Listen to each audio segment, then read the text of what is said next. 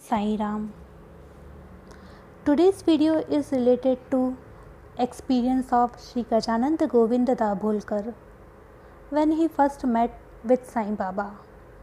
Gajanand Govind Dabholkar was born on the 23rd of September 1903 in Bandra, Mumbai. His father was Govindarao, that is Anna Sahib, and his mother was Rukmini Dabholkar. From very humble beginnings, Gajanand's father rose to the level of a magistrate. He became famous for writing the Sri Sai Satcharitra, which he wrote with Baba's consent. Baba lovingly called him Hemand Pant. Hemand Pant had one son, Gajanand, and 5 daughters. Gajanand passed his matriculation examination from the Aryan Education Society, Girgaon. In 1918, he joined Topiwala Medical College in Mumbai, and in 1921 he successfully completed his course as a licensed medical practitioner. That same year Gajanand was married to Lakshmi Bai, and over the years they had 3 daughters and 2 sons. All his children were happily married and settled. Gajanand had a thriving medical practice till 1971 when he got a paralytic stroke. Although he recovered from the stroke, he was left with some residual muscular weakness, and so he retired from his profession. How fortunate Gajanand was to live his entire life in Sai Nivas, the blessed house where Hemand Pant spent hours writing the Sri Sai Satcharitra on a low desk, which is kept in a corner. Above the desk is a large casing that contains numerous rare photographs of Baba that were printed in the first edition of the Sri Sai Satcharitra. On a small table, the coins that Baba had given to Anna Sahib Dabholkar are kept, along with other mementos. In chapter 40 and 41 of the Sri Sai Satcharitra, the story of the holy dinner is beautifully described.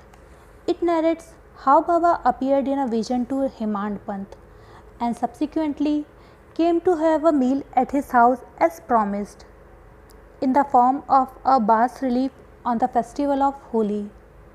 Most importantly, this well-preserved bas relief still hangs on the wall in their prayer room. This home is more like a place of pilgrimage as it is filled with spiritual energy. Gajanand recalls, once my father was getting ready to leave for Shirdi when I was about 14 years old. I was eager to accompany him, and I stubbornly insisted that he take me along. Moreover, I started weeping. My father finally agreed, and I went with him to Shirdi. That was in the year 1914 that I first visited Shirdi. At that young age, I was quite oblivious as to why we were going to Shirdi. Neither did I know anything about Baba's divinity. I was excited that we were traveling to a far off place by train, that we would be visiting another village, so I would enjoy myself enormously.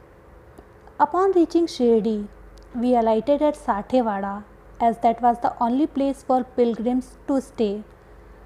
It was a huge vada as compared to the small mud huts in the village. After bathing, we went to the Dwarika Mai, which was an old dilapidated mosque. There I saw an old fakir seated near the railing. He was wearing a torn white kafni which was rather dirty. His head was covered with a dirty cloth that was white in color, and it was knotted behind his left ear. I thought, this must be Sai Baba. My father sat near his feet, and so did I. There were about 15 to 20 people seated in front of him. Some were villagers, and both Hindus and Muslims were seated there. Some of them were rendering seva to him, like massaging his feet or lighting his chalam. In the masjid courtyard below, some children were shouting Baba, Baba, Sai Baba, and were jumping about and playing. Baba picked up some pedas and threw them in their direction, and they pushed and shoved each other to gather the goodies. The rest of the prasad is distributed to the devotees who were seated in front of him.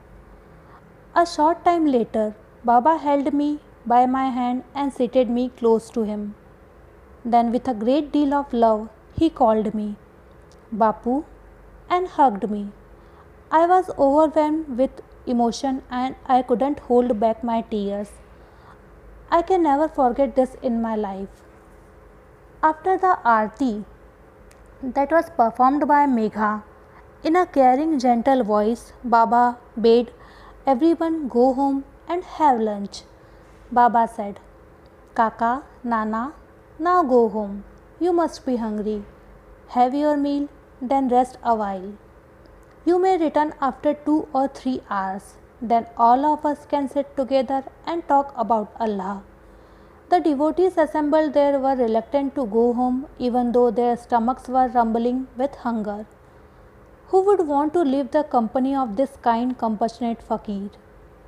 Before the devotees returned home, Baba stood in front of his dhuni mai and gave every devotee a handful of warm udi from his dhuni. Then with his 5 fingers covered with udi, he placed them on their forehead with a certain amount of force so that the forehead was covered with udi. At that moment I felt I was in heaven and tears of joy rolled down my cheeks.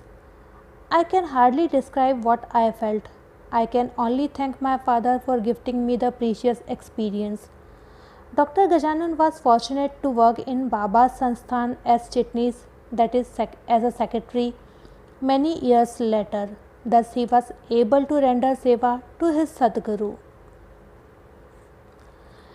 This Leela has taken from Sai Leela magazine, Ank 57, 2nd of May 1978. Today's Leela is ended. Om Sai Ram. May Sai bless all.